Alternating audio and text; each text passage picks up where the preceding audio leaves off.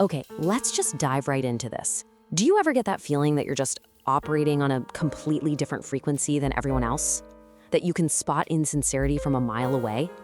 Well, we're going to explore why that very skill, that superpower, might just be the reason you feel so disconnected. I mean, does this sound familiar? It's that gut feeling you get, right? You see the performance, you hear that laugh that's just a little too loud, and something inside you just recoils. And let me tell you, you are not imagining it. So here's the big question, the real puzzle.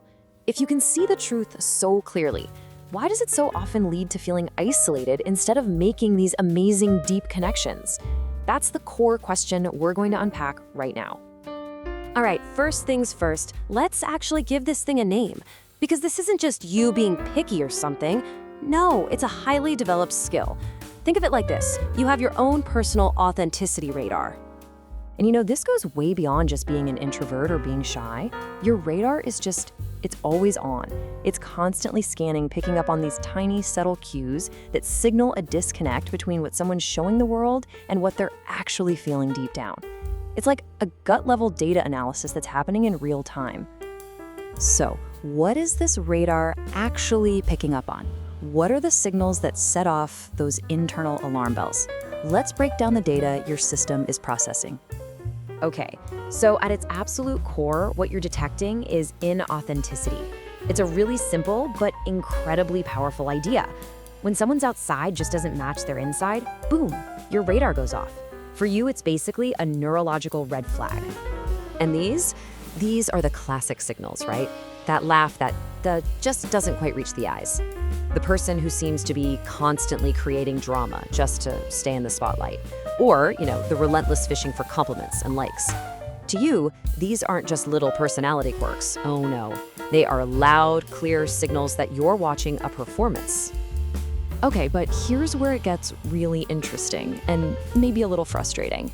This superpower of yours, it can totally backfire.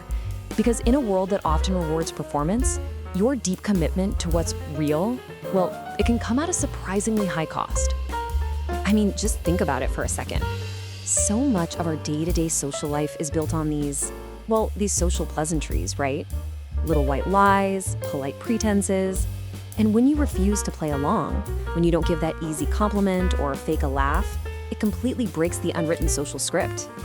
And that can make other people feel really uncomfortable, maybe even exposed or judged. And this is the really frustrating part, isn't it? You're just trying to be genuine. You want to have a real conversation. But somehow, it just creates distance. What is the deal? Why is just being yourself sometimes seen as something negative?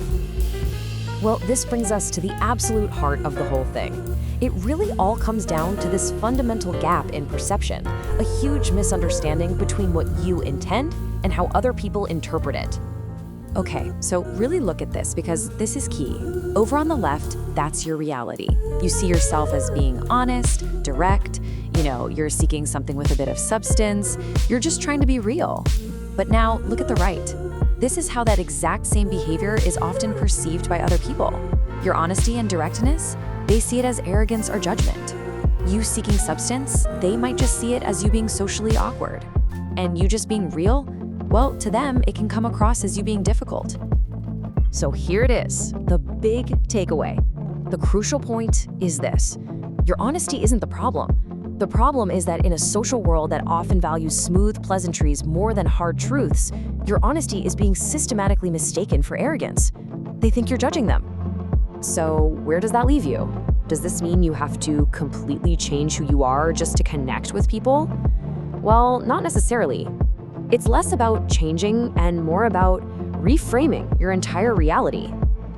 And this right here, this is the false choice that so many of us feel trapped by. This idea that you have to choose.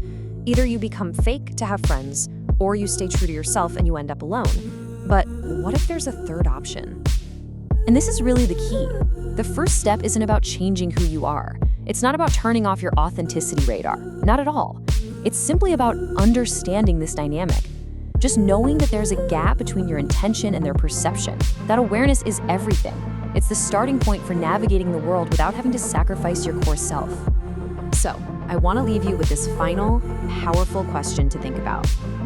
Is this radical authenticity of yours a wall that keeps connection out? Or is it actually a filter for finding true connection? Maybe this whole time your superpower hasn't been pushing people away. Maybe it's just been waiting for the right ones to let in.